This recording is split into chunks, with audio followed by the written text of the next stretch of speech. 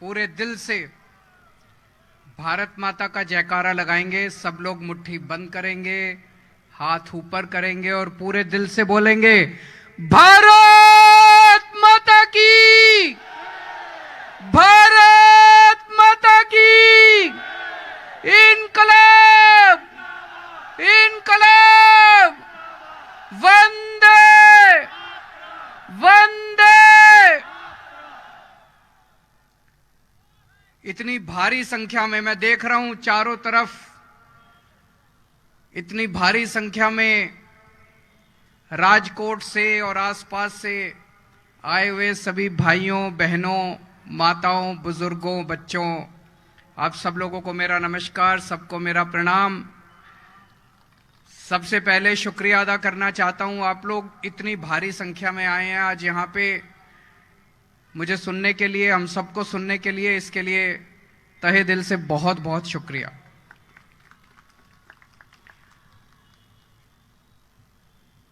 आजकल गुजरात के गांव-गांव के अंदर, घर-घर के अंदर आम आदमी पार्टी की चर्चा हो रही है।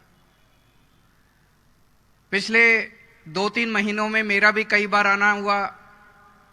हमारे कार्यकर्ता भी गांव-गांव में जा रहे हैं, घर-घर में जा रहे हैं। चारों तरफ आम आदमी पार्टी की चर्चा है। मुझे दिल्ली के लोग खूब प्यार करते हैं,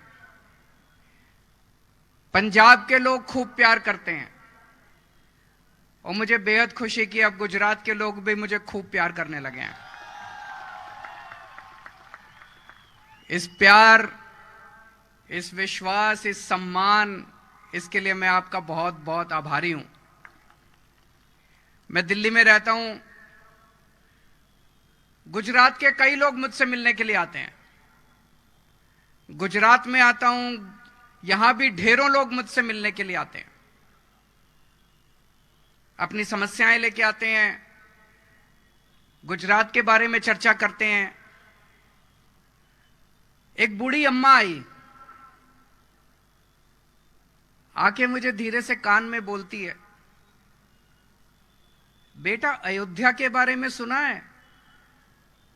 मैंने कहा अयोध्या जानता हूं अम्मा, वही अयोध्या ना जहां पे श्री रामचंद्र जी का जन्म हुआ था?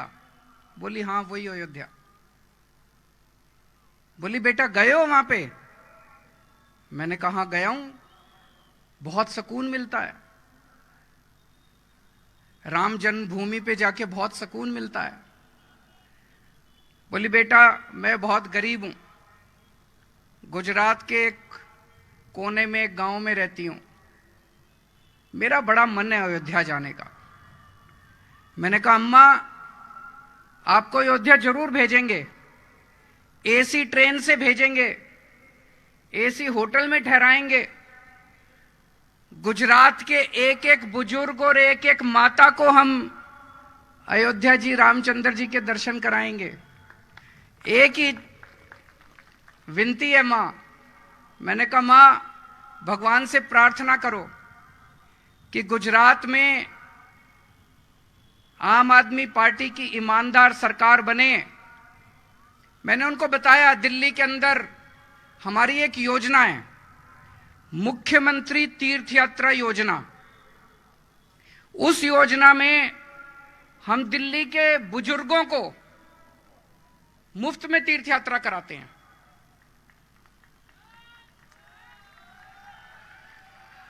हमारे बूढ़े माता पिता, बूढ़ी मां, बूढ़े बुजुर्ग, उनको हम एसी ट्रेन में लेके जाते हैं, एसी होटल में ठहराते हैं, आना जाना खाना पीना सब मुफ्त।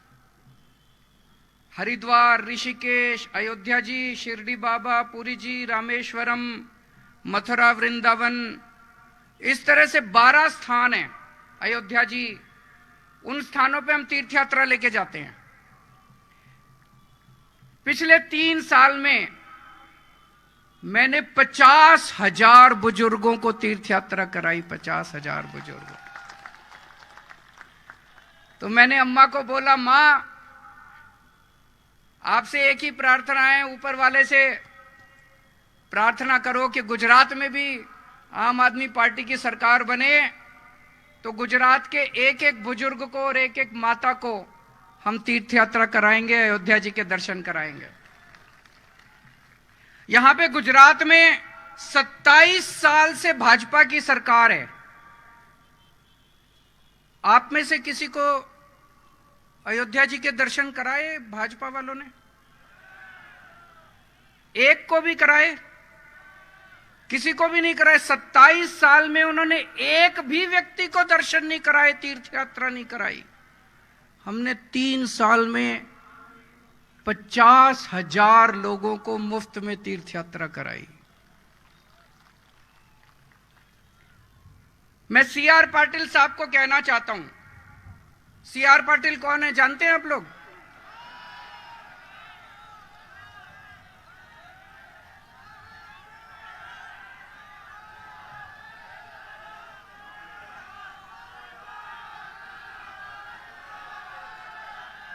सीआर पाटिल गुजरात के भारतीय जनता पार्टी के अध्यक्ष हैं। ऐसा कहा जाता है, मुझे नहीं पता, लोग कहते हैं कि मुख्यमंत्री कोई भी बने, सरकार तो सीआर पाटिल ही चलाते हैं। ऐसा लोग कहते हैं, मुझे नहीं पता ऐसा है क्या कि सरकार तो सीआर पाटिल ही चलाते हैं। मैं पाटिल साहब को कहना चाहता हूं, पाटिल साहब आपने तो 27 साल में एक भी गुजरात के आदमी को तीर्थ यात्रा नहीं कराई। आम आदमी पार्टी की सरकार बन गई तो अगले 5 साल के अंदर गुजरात के सारी माताओं को और सारे बुजुर्गों को तीर्थ यात्रा करा देंगे।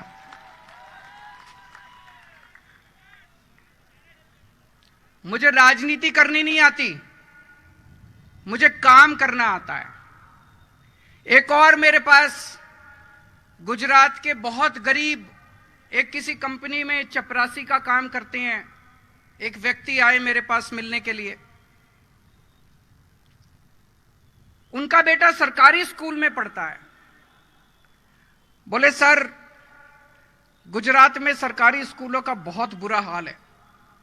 अब आप सरकार बनाइए गुजरात में, और जैसे आपने दिल्ली में सरकारी स्कूल अच्छे किए, ऐसे ही गुजरात के भी सरकारी स्कूल अच्छे कर दीजिए।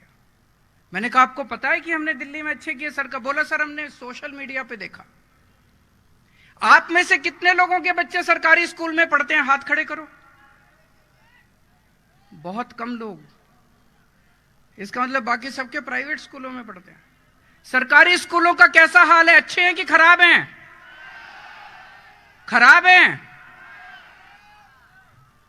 मेरे को कई लोगों ने, मनीष सिसोदिया जी भी आए थे थोड़े दिन पहले, वो भी देख के गए। इतना बुरा हाल सरकारी स्कूलों का गुजरात में, इतना बुरा हाल। दीवारें टूटी पड़ी हैं, कमरों पे ताले लगे पड़े हैं, पढ़ाई के नाम पे 0 हैं, छत टूटी पड़ी है। इतना 27 साल के अंदर भारतीय जनता पार्टी स्कूल ठीक नहीं कर पाई। पहले दिल्ली में भी सरकारी स्कूलों का बहुत बुरा हाल था, इससे भी बुरा हाल था जो आज गुजरात के स्कूलों का है। 5 साल के अंदर दिल्ली के सरकारी स्कूलों को हमने शानदार बना दिया। 5 साल के अंदर दिल्ली के सरकारी स्कूलों को शानदार बना दिया। आपको लग रहा होगा केजरीवाल झूठ बोल रहा है, आपको लग रहा होगा अपनी तारीफ कर रहा है। इस साल दिल्ली के सरकारी स्कूलों के नतीजे 99.7% नतीजे आए हैं, 99.7%। प्राइवेट स्कूलों को पीछे छोड़ दिया। इस साल दिल्ली के प्राइवेट स्कूलों से 4 लाख बच्चों ने अपने नाम कटा के सरकारी स्कूलों में भर्ती कराया है। 4 लाख बच्चों ने, अमीरों के बच्चे अब सरकारी स्कूलों के अंदर एडमिशन ले रहे हैं। मुझे खुशी होती है। आज हमारे सरकारी स्कूलों में गरीबों के बच्चे जो पढ़ते थे, रिक्शे वाले का बच्चा, मजदूर का बच्चा, ड्राइवर का बच्चा, आज इंजीनियर बन रहे हैं, डॉक्टर बन रहे हैं। मैं आपको उदाहरण देता हूं। एक जैसे गौरव एक लड़का है, उसके पिताजी गत्ते के डिब्बे बनाने वाली फैक्ट्री में मजदूरी करते हैं। उसके पिताजी 12वीं पास है, उसकी माताजी 12वीं पास है। इस बार गौरव का IIT का नाम सुना है आपने? आईआईटी देश का सबसे बड़ा इंजीनियरिंग का इंस्टीट्यूट होता है, इंजीनियरिंग सबसे बड़ा। मैं भी आईआईटी से पास हूं, मैंने आईआईटी से इंजीनियरिंग करी है।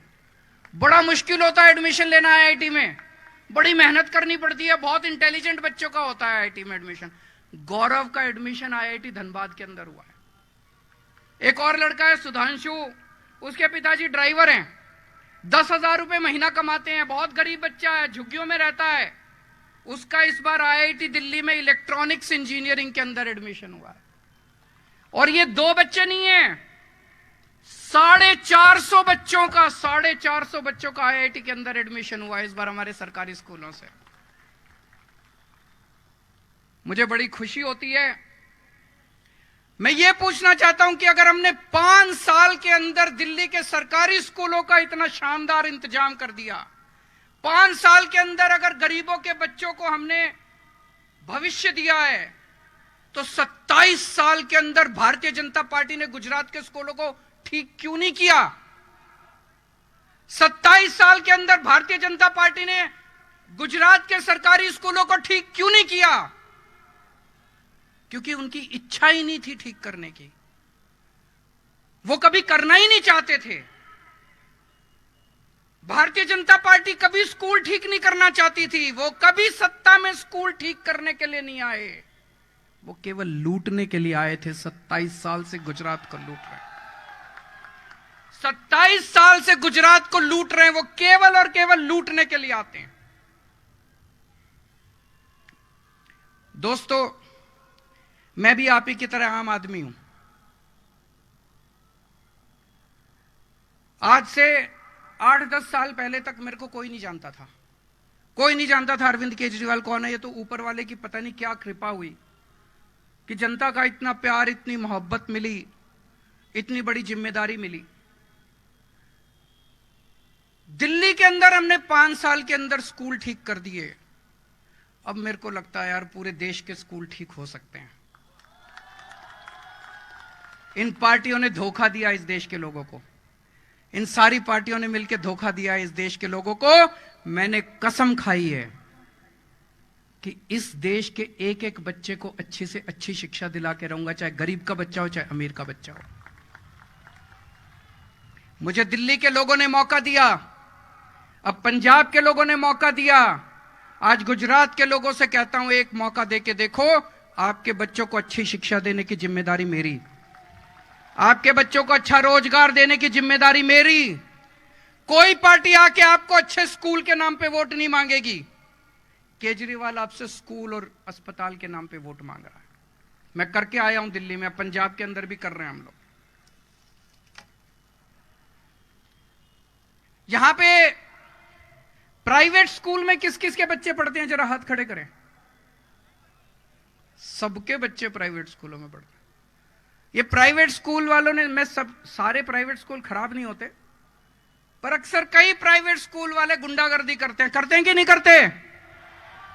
अनाप शनाप फीस बढ़ाते हैं कि नहीं बढ़ाते?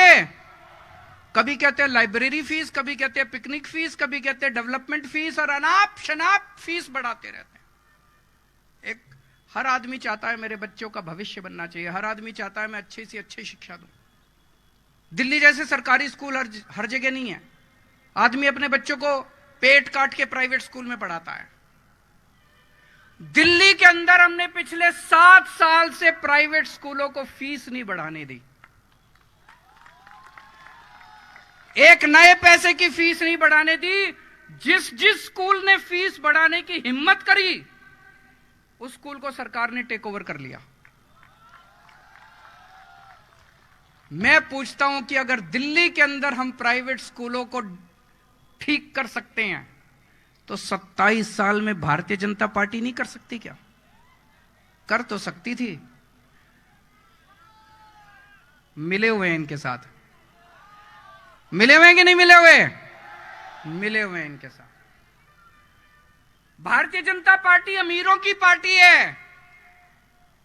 अमीरों के लिए बड़े बड़े स्कूल बना देंगे, महंगे महंगे स्कूल बना देंगे, शानदार स्कूल बना देंगे। मैं CR पाटिल जी से पूछना चाहता हूं, 27 साल में आपने गरीबों के लिए कितने स्कूल बनाए? मैं CR पाटिल जी से पूछना चाहता हूं, अपने आम आदमी और मिडिल क्लास वालों के लिए कितने स्कूल बनाए? स्कूल बंद करते जा रहे हैं, गरीबों के स्कूल बंद करते जा रहे हैं। कितने स्कूल बंद कर दिए इन्होंने? 6000 स्कूल बंद कर दिए इन लोगों ने पिछले कुछ दिनों में। गरीबों के स्कूल बंद करते जा रहे हो, अमीरों के स्कूल खुलते जा रहे हैं। अभी मैं देख रहा था, सीआर पाटिल जी कह रहे थे केजरीवाल ठग है। सुना आपने? एक भाषण में के बोले एक दिल्ली से महा ठग आता है, केजरीवाल ठग है। मैं आपसे पूछना चाहता हूं, मैं ठग हूं? मैं आपसे पूछना चाहता हूं कि कोई ठग सरकारी स्कूल ठीक करता है? कोई ठग बच्चों की शिक्षा की बात करता है? कोई ठग लोगों के अस्पताल की बात करता है? कोई ठग लोगों को अच्छी शिक्षा देने की बात? मैं आपको ठग नजर आता हूं? मैं आपसे पूछे, जिन जिन लोगों को लगता है केजरीवाल ठग है, हाथ खड़े करें। जिन जिन लोगों को लगता है सीआर पाटिल ठग है, हाथ खड़े करें। ये कैमरे वाले जरा दिखा दें, जरा मोड़ दें कैमरे वाले और दिखा दें कि सीआर पाटिल के बारे में गुजरात की जनता क्या सोचती है। जिन जिन लोगों को लगता है कि सीआर पाटिल ठग है, हाथ खड़े करें जोर से। कैमरे वाले, मुझे पता है आप दिखा नहीं पाओगे, आपका टीवी चैनल बंद करा देंगे वो, लेकिन फिर भी एक बारी रिकॉर्डिंग तो कर ही लो।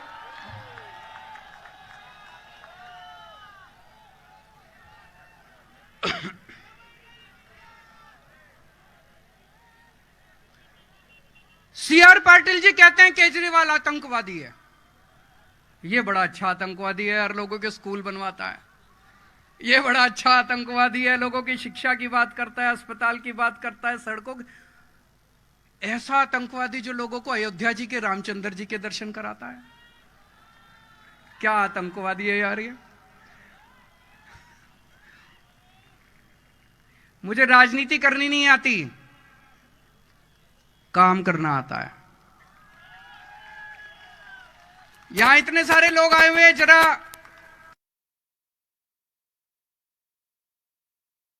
हाथ खड़े कर दें। मेरे को एक और आदमी मिला, बोला जी एक बिजली का, मैं एक छोटे से घर में रहता हूं, एक ट्यूबलाइट, एक बल्ब, एक पंखा, एक आज छोटी छोटी, बोला 4000 रुपए महीने का बिल आता है मेरा। 4000 रुपए। आपको पता है दिल्ली में बिजली फ्री मिलती है? किस किस को पता है कि दिल्ली में बिजली फ्री मिलती है? बिजली फ्री चाहिए कि नहीं चाहिए? किस किस को चाहिए बिजली फ्री?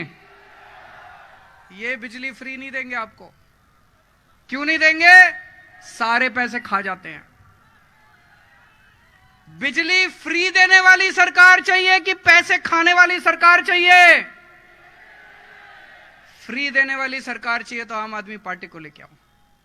आम आदमी पार्टी को लेके आओ। 24 घंटे बिजली देंगे, फ्री बिजली देंगे। ये आपको कभी फ्री बिजली नहीं देंगे। आजकल महंगाई इतनी ज्यादा हो गई, घर में कोई बीमार हो जाए, भगवान ना करे किसी के घर में कोई बीमार हो, भगवान सबको सुखी रखे, स्वस्थ रखे, लेकिन अगर घर में कोई बीमार हो जाए, थोड़ी सी बड़ी बीमारी हो जाए, कैंसर हो जाए, हार्ट अटैक हो जाए, ब्रेन स्ट्रोक हो जाए, इतना महंगा इलाज हो गया, इतना महंगा इलाज हो गया, जमीन बिक जाती है, जायदाद बिक जाती है, जेवर बिक जाते हैं, सारी जमा पूंजी सब बिक जाती है, आदमी बर्बाद हो जाता है। और कई लोगों को तो आत्महत्या करनी पड़ती है। दिल्ली में हमने 2 करोड़ लोग दिल्ली के हैं, दिल्ली के 2 करोड़ लोगों का सारा इलाज मुफ्त कर दिया हम लोगों ने। किसी को छोटा सा बुखार हो, उसका इलाज भी मुफ्त। किसी को बड़ी से बड़ी बीमारी हो जाए, 30 लाख, 40 लाख, 50 लाख का भी खर्चा आए, वो भी सारा मुफ्त। सारे टेस्ट मुफ्त, सारा इलाज मुफ्त, सारा। यहां पे सरकारी अस्पतालों का क्या हाल है? बुरा हाल है, मुझे बताया गया, बहुत बुरा हाल है। पहले दिल्ली के सरकारी अस्पताल भी बहुत खराब थे, हमने आज शानदार सरकारी अस्पताल बना दिए। लोग अब अपोलो, मैक्स, बड़े बड़े अस्पतालों में नहीं जाते, सरकारी अस्पतालों में जाते हैं। हमने ढेरों मोहल्ला क्लिनिक खोले, मोहल्ला क्लिनिक में जाते हैं अपना इलाज कराने के लिए। आज गुजरात के कुछ बच्चे मेरे से मिलने के लिए आए, बोले सर यहां पे रोजगार नहीं है, रोजगार के पढ़े लिखे बच्चे बिना रोजगार के घूम रहे हैं। पिछले 5 साल में दिल्ली में हम लोगों ने 12 लाख बच्चों को रोजगार दिलवाया है, 12 लाख बच्चों को, और अगले 5 साल में 20 लाख बच्चों को रोजगार दिलाने का काम कर रहे हैं हम लोग। तो अगर रोजगार चाहिए तो आम आदमी पार्टी दिला सकती है। और मैंने सुना यहां पे पेपर बहुत फूटते हैं, फूटते हैं मतलब लीक होते हैं। मेरे को पता चला गुजराती में उसको फूटना कहते हैं, कि पेपर बहुत फूटते हैं, पेपर बहुत लीक होते हैं। मेरे को अभी लिस्ट दे रहे थे, इतनी सारी, ये इतने पेपर फूटे अभी तक। 2014 में जीपीएससी मुख्य अधिकारी का पेपर फूटा, 2015 में तलाटी परीक्षा लीक हो गई, 2016 में तलाटी सुरेंद्र नगर गांधीनगर परीक्षा लीक हो गई, 2018 में टीईटी शिक्षक योग्यता परीक्षा लीक हो गई, 2018 में मुख्य सेविका परीक्षा फूटा, 2018 में नायब चिटनीस, इतनी लंबी लिस्ट है। सारे पेपर फूट जाते हैं, सारे पेपर लीक हो जाते हैं। मैं पाटिल जी से कहना चाहता हूं, एक पेपर नहीं तुमसे ठीक से होते, तुम सरकार क्या चलाओगे? तुमसे एक पेपर नहीं होते, तुमसे एक पेपर ढंग से नहीं होते, पेपर का आयोजन ढंग से नहीं होता, तुम सरकार क्या चलाओगे? और मैं आपसे पूछना चाहता हूं, ये पेपर लीक कौन करवाता है? इसके पीछे कौन लोग हैं? कोई जेल नहीं जाता, किसी को जेल नहीं होती, पेपर फूटते हैं, फिर और पेपर फूटते। जनता, बच्चों का भविष्य खराब हो रहा है, बच्चों का भविष्य खराब हो रहा है। मुझे राजनीति करनी नहीं आती, काम करना आता है। अगर आपको स्कूल चाहिए, अस्पताल चाहिए, बिजली चाहिए, पानी चाहिए, रोजगार चाहिए, आप मुझे वोट दे देना। आपको भ्रष्टाचार चाहिए, गुंडागर्दी चाहिए, लफंगई चाहिए, राजनीति चाहिए, उनको वोट दे देना। मैं पढ़ा लिखा हूं, इंजीनियर हूं, ईमानदार हूं, देशभक्त हूं, अच्छी सरकार चलानी आती है। आम आदमी पार्टी शरीफों की पार्टी है, ईमानदार लोगों की पार्टी है, देशभक्त लोगों की पार्टी है। इनको अहंकार बहुत हो गया है बीजेपी वालों को। 27 साल हो गए, इनको लगता है अब इनकी सरकार कोई नहीं ला सकता। मेरी आप सब लोगों से विनती है, कम से कम इनका अहंकार तोड़ने के लिए एक बार, इस बार आम आदमी पार्टी को वोट दे दीजिए। अगर हम अच्छा काम ना करें तो अगली बार आप इनको वोट दे देना।